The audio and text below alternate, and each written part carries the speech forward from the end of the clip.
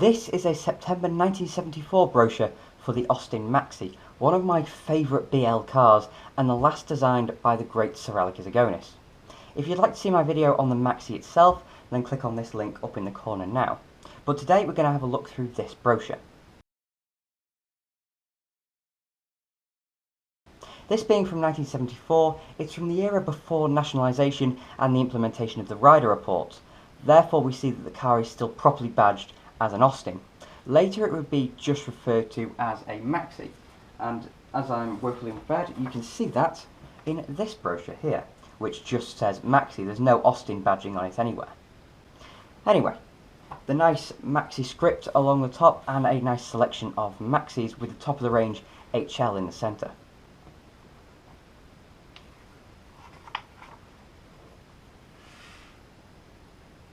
If we dive in, we start with the Maxi 1500, the bottom of the range. From 1970, Maxis could be identified from their badge. There was no Austin badging, but this shield and the quadrants bear resemblance to Herbert Austin's coat of arms. A similar design can be seen on the Mini, just without the quadrants. The black and white badge signifies a 1500. You'll notice this slightly creepy image of this woman. That's a theme of this brochure that we'll continue to see. But she does look slightly worried, doesn't she? Anyway, the good-looking Maxi 1500 is a truly practical car. Versatile, roomy, economic, designed for hard work and comfortable travel. Business, pleasure, holidays, shopping, it takes them all in its stride and takes all the luggage too. Independent hydroelastic suspension, radial ply tyres, positive action remote shift gearbox, servo-assisted brakes, discs on the front, and synchro on 5 forward gears all make for good going and safe stopping. The 5th gear is really useful. You can cruise at high speed and yet keep the revs down, and that keeps petrol consumption and engine wear down too. Out and about or round town, the Maxi 1500 handles easily.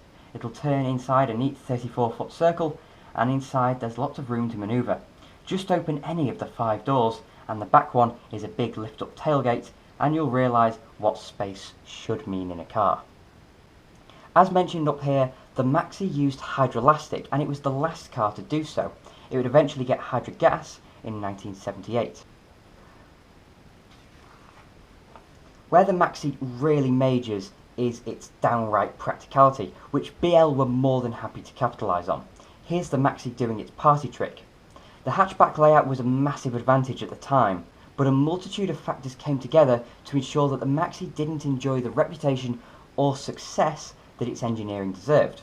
But there's no doubt that it was the family car of tomorrow. The transverse engine, 5-speed, 5-door design is completely universal today. Once again, the Maxi emphasis is on practicality, but cutting no corners on comfort or good looks. The seats, fully adjustable at the front, are broad and shaped for support, and have handsome, knit-backed expanded vinyl-wearing surfaces. Like the snug-fitting deep-pile carpet, the vinyl's made specially hard-wearing for a long and vigorous life. A multi-purpose column stalk and rocker switches on the well-planned walnut-veneered fascia give fingertip control. As for passenger and luggage space, have it your own way. Normally there's seating for 4 and a spacious 12.6 cubic feet boot, but you only have to fold down the rear seat to get a vast and versatile 50.9 cubic feet of estate car. And when you really need to spread yourself, all the seats go flat out into a double bed. For safety's sake, we've fitted plastic window winders and flush-fitting door handles, padded sun visors, a safety-framed rearview mirror, and a padded steering wheel. You'll find all these sensible, comforting features inside the 1752.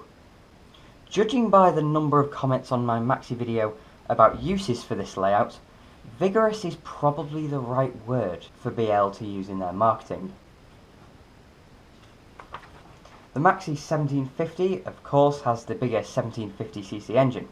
The engines used are both E-Series engines, which were developed with the Maxi in mind. Although never a world beater, it was relatively modern for a mainstream engine with an overhead camshaft. As with any Issigonis influenced front-wheel drive design, the gearbox is in the sump. And although that gearbox gained quite a reputation, it did have 5 speeds. As far as I know, it was the first car available with 5 speeds as standard in the British market. Moving up to 1750cc, The badge changes, dispensing with the quadrants and opting for a yellow and black checkered pattern. And I don't know what this guy's so impressed with. That's almost a carry-on expression. It certainly isn't a nice walnut gear knob though. Hello Maxi people, I know you're all a bit weird. And now at the 1750 HL. I love these things, and that is a brilliant colour. You can see immediately that this is somewhat focused on performance. The shots up here show the twin carbs and the car in action. And again, in these two shots, it's a good looking car. It's odd for sure, but I really just love it. I think it's quite good. We have this moustached bloke here that looks like he's about to do a spot of murdering, but we'll gloss over that. If anybody watching this has any idea why on earth BL decided to put these strange pictures of people in this brochure, then I'd love to hear from you, but it's just a little bit comedic. I have absolutely no clue. And that guy really does look like he's about to murder someone. Apart from an HL badge on the grille, the colour in the main shield has changed from yellow to red for maximum street cred in your Maxi. A higher compression 1748cc engine served by twin carburettors is at the heart of this hot new addition to the Maxi range. The stylish new HL has a power output, 91 brake horsepower, to match the fantastic Maxi load input and brings real power to the driver who wants speed coupled with versatility and practicality. There are plenty of features to tell the world about the HL's distinctive performance. There's a chrome surrounded grille with matte black bars, black banded hubcaps and wheel trims, and contrasting colour PVC inserts in the side and rear chrome mouldings. All these give the HL a handsome head start on the opposition. The front bumpers have underriders and even the exhaust tailpipe is chrome trimmed. There are all the standard Maxi advantages too. Front wheel drive giving supple manoeuvrability, independent hydroelastic suspension, radial ply tyres, servo assisted brakes, discs on the front, and the 5 forward gears. Inside as well, it's the same versatile Maxi with some interesting variations. Oh, and there's your walnut gear knob. Hello again, Maxi people. Again showing a few details, practicality, etc. But the interior of the Maxi is another thing that I love about it. It's a pretty simple design, but no matter whether it has a wood finish or this padded finish, the dashboard is a lovely design. It's just all right. What's especially lovely is this HL steering wheel, giving a sporting and luxurious look and feel. A number of different things mark out the HL from the other Maxis, and from the rest of the field. The sports steering wheel with its simulated leather-bound rim and distinctive HL centre motif. Attractive brushed nylon panels give extra style and comfort to the broad Maxi seats. The well laid out fascia is faced in padded vinyl. The gated gear lever is topped with a simulated wood finish grip, and there's a safety dipping rearview mirror. Some things aren't different. The carpeting trim have the same handsome luxury in all the Maxis.